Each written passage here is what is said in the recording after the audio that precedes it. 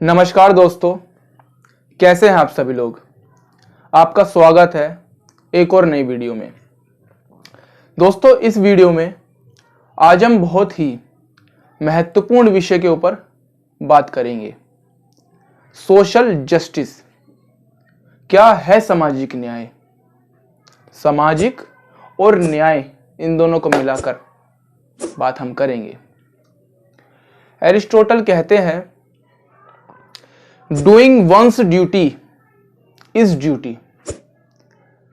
एक की ड्यूटी करना एक ड्यूटी है और एक यही न्याय की परिभाषा है।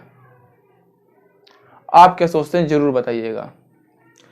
लेकिन दोस्तों, आप और मैं, आप और हम क्या सोचते हैं, ये महत्वपूर्ण है क्योंकि हम समाज में रह रहे हैं। लेकिन कुछ महत्वपूर्ण लोग थे, उनका सोचना भी बहुत ज्यादा महत्वपूर्ण है। हमारे फादर ऑफ द कॉन्स्टिट्यूशन, बताइए आप, डॉक्टर भीमराव अंबेडकर जी क्या सोचते थे, ये जानना बहुत जरूरी है। दोस्तों, भीमराव अंबेडकर जी सोशल जस्टिस पर बात करते हैं क्योंकि वो बहुत ही सामाजिक कुरीतियों से लड़कर आए थे ऊपर। बहुत उन्होंने संघर्ष किया। महाराष्ट्र में मेहर जाति, आज के नाम पर दलित उस सब्जेक्ट को कहा जाता है, वहां से वो निकल कर आए थे।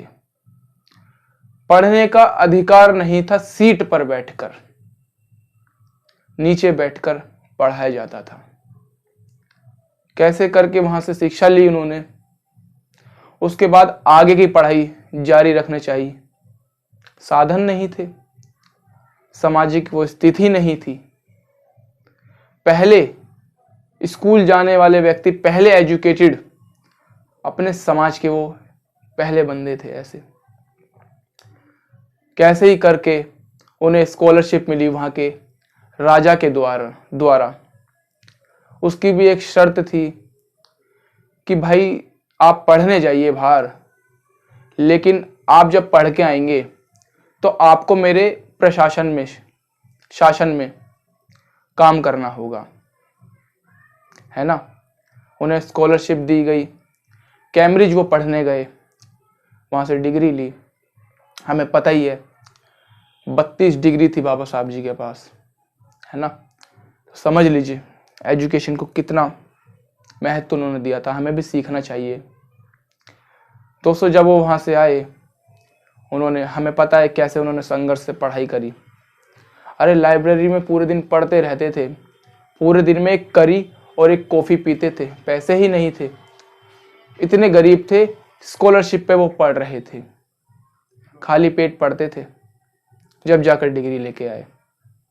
और जब वो आए तो उनके कैबिनेट, उनके प्रशासन में राजा के, उन्हें काम करना, उन्होंने काम करा। लेकिन वहां पर भी स्थिति सुधरी नहीं दोस्तों।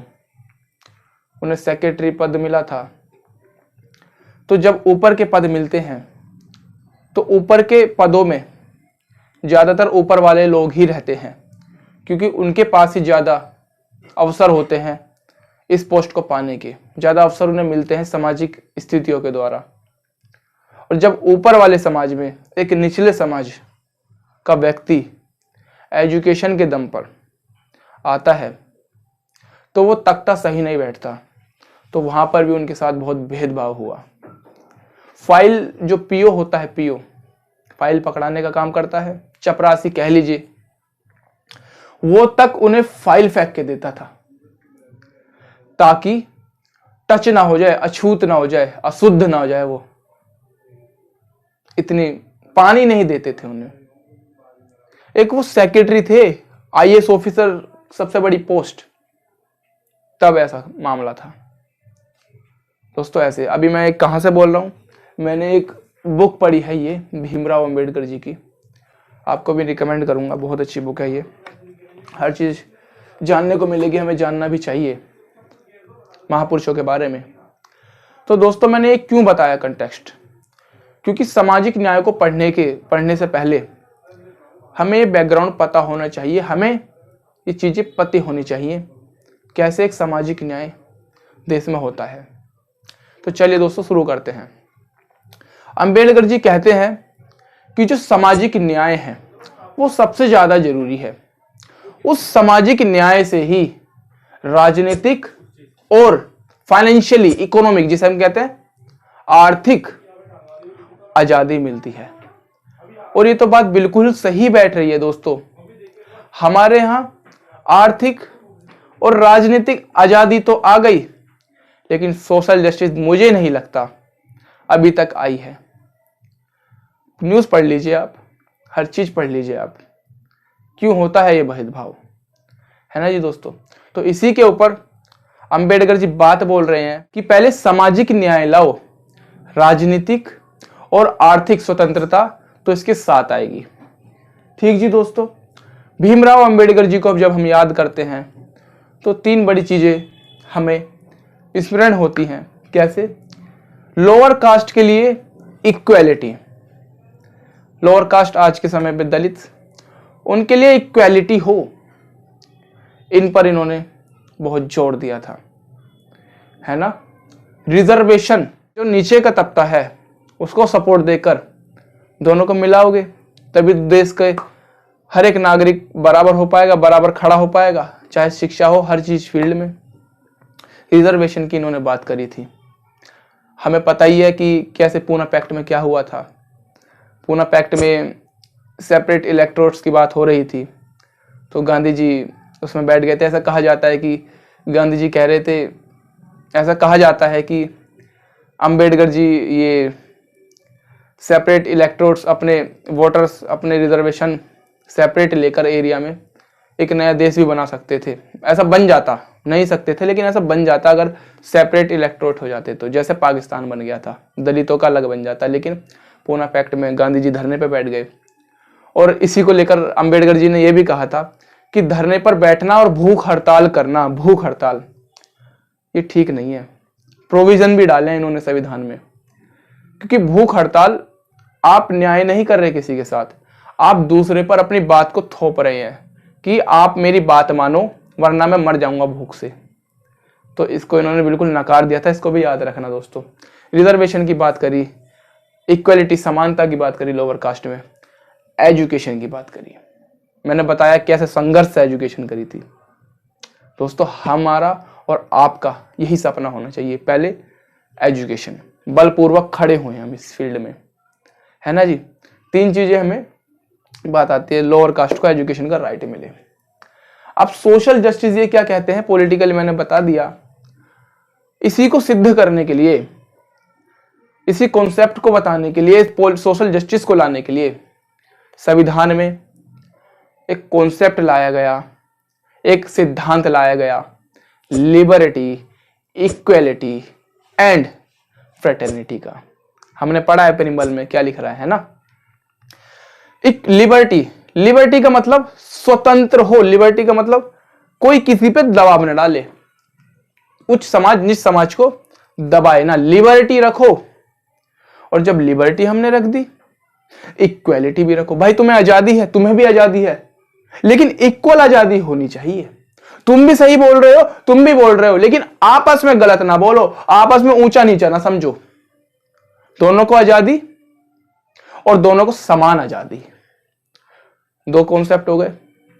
और तीसरी बात, दोनों को आजादी, दोनों लिबर्टी समझ लीजिए, आजादी का मतलब दोनों को आजादी, दोनों को समान आजादी, और दोनों में भाई बंधुता, ब्रदरहुड, फ्रेटर्निटी। कितना बढ़िया सोशल जस्टिस का प्रिंसिपल है। और दोस्तों आज हमारा सौभाग्य है, भारत के संविधान में यह प्रिंसिपल सिद्धांत है। चलिए दोस्तों आगे बढ़ते हैं। उन्होंने कांग्रेस से सीधा क्वेश्चन पूछ लिए थे, कहे थे कि तुमने दलितों के लिए करा क्या है, पहले मुझे ये बताओ। पूना पैक्ट तो एक दिन लेके बैठे थे, तो गांधी जी ने वो भी मनवा लिया, हड़ताल पर, भूख हड़ताल पर बैठकर। उन्होंने कांग्रेस से बहुत मुठभेड़ रहती थी, या कह लीजिए क्वेश्चन पूछे। 3 बुकों में उन्होंने लिखा है चीजें। एनिहिलेशन ऑफ कास्टिज 1936 में लिखी थी। हु वर शूद्रास, बताऊंगा अभी, मैंने थ्योरी में बताऊंगा, 1946 में लिखी थी। द अनटचेबल जरूर पढ़ना दोस्तों, 1948 में इन्होंने ये बुक लिखी थी। इन बुक्स को याद कर लेना, पढ़ लेना। याद का मतलब पढ़ना जानना जरूरी है। यहाँ पे आ जाइए दोस्तों, इन्हीं बुकों से, इन्हीं बायोग्राफी से हमें अंबेडकर जी की थ्योरी समझ में आती है। और दो थ्योरी कहते हैं वो कहते हैं जो शूद्राज हैं, जो शूद्र हैं, शूद्र थे ही नहीं, क्षत्रिय थे, क्षत्रिय। लेकिन ब्राह्मणों के साथ, ब्राह्मण्स के साथ इनका कॉन्फ्लिक्ट हुआ, लड़ाई हुई क्षत्रियों की और ब्राह्मण्स की। अब ब्राह्मण जो थे उस समाज माना जाता था, अपर कास्ट। उन्होंने सजा देने के लिए कि तुमने हमसे लड़ाई कैसे कर ली, क्षत्रियों को, जो शूद्र की बात हो रही है, उस वाले कास्ट को शूद्र बना दिया एज अ पनिशमेंट। पनिशमेंट देने के लिए शूद्र वर्ण बनाया, ऐसा अंबेडकर जी कहते हैं। दूसरी थ्योरी ये है, जो अनटचेबल्स कहते हैं, अनटचेबल्स जो थे वो हिंदू थे ही नहीं। ये माना जाता है ना कि लोअर कास्ट हिंदू है, चंडाल्स है, तो इसलिए वो अनटचेबल है, अछूत है। एक्चुअली अंबेडकर जी के द्वारा कहा गया है कि वो हिंदू थे ही नहीं, वो तो बौद्ध थे। और जब बौद्ध धर्म इतना ऊंचाई छू रहा था, बढ़ रहा था, तो ब्राह्मणों ने अपना अस्तित्व बचाने के लिए ये एक थ्योरी निकाली, कॉन्सेप्ट निकाला कि ये अछूत है, इन्हें छुओ मत, गांव में ना आ जाएंगे, ताकि बौद्ध धर्म बढ़ ना पाए। दो चीजें, दो थ्योरी मैंने आपको बताई दोस्तों। बहुत important guidelines to Shudras. Ambedkar ji ने कुछ गाइडलाइंस, कुछ सुझाव दिए शूद्र को। शूद्र को क्या सुझाव का मतलब, अपनी स्थिति सुधारने के लिए क्या क्या सुझाव दिए हैं। रिफ्यूज, जो काम आप ट्रेडिशनली कर रहे हो रिफ्यूज कर दो, बंद कर दो। हमें पता है ट्रेडिशनली, मैं बताना नहीं चाहूंगा, और मेरा दोस्तों खुद का भी सुझाव रहता है, उस काम को हम क्यों एम्पावरमेंट नहीं करते। एम्पावरमेंट का मतलब हम क्यों नहीं उसमें टेक्नोलॉजी फिक्स करते। सॉरी टू से, आज गटर निकालने वाला क्यों उसमें डलता है, मशीन उसमें डालिए, वो इंसानियत के खिलाफ है ना दोस्तों। इसके लिए हम कुछ कर सकते हैं तो आप जरूर बताइएगा। रिफ्यूज कर दो जो ट्रेडिशनली तुम्हारा काम है। दूसरी चीज कि educate yourself and your childrens, मजबूती के लिए। कहते हैं ना, एजुकेशन, शिक्षा वो शेर इनका दूध है, जिसने पिया है वो दहाड़ा है। तो दहाड़ने के लिए शिक्षा पर आप ज्ञान दो, शिक्षा पर आप फोकस करो। आप जब ऐसे समाज में जाएंगे तो आपको देखने को मिलेगा शिक्षा की बहुत अच्छी बात होती है, और यही हमारे समाज को एक जस्टिस के मजबूत सिद्धांत पर खड़ा करता है। दूसरी बात दोस्तों ये हो गई, रिप्रेजेंट योरसेल्फ। आप ही अपने आप को रिप्रेजेंट, आप नहीं अपने आप को सवारोगे नहीं और कौन सवारेगा भाई। ऐसा नहीं है दलित को अपर कास्ट रिप्रेजेंट कर रहा है, दलित को दलित ही रिप्रेजेंट करना चाहिए। आप अपनी प्रॉब्लम्स खुद रिप्रेजेंट कीजिए। कोई आपके अधिकार को दूसरों को ना बताएं, आपके अधिकार आप खुद जानें और आपके अधिकार आप खुद लें। ऐसा तीसरी गाइडलाइंस थी। चौथी गाइडलाइंस दी गई है दोस्तों रिजर्वेशन की। भैया अपने भलाई के लिए रिजर्वेशन लीजिए। आप ऐसी स्थिति में नहीं है जी आप अकेले दम पे उनके बराबर आ जाएंगे जो डोमिनेट कर रहे हैं। और इसमें सरकार को भी एक सुझाव दिया गया है कि सरकार एज अ वेलफेयर स्कीम्स एक रिजर्वेशन दे, छूट दे, ताकि ये भी तबका बलपूर्वक खड़ा हो पाए समाज में, समाज की स्थिति बदले, है ना। चौथी चीज रिजर्वेशन की बात करी गई है। पांचवी चीज, कास्ट को ही मत मानो। कौन हो आप, दलित नहीं, आप दलित नहीं हो, आप जो भी हो लेकिन दलित नहीं हो।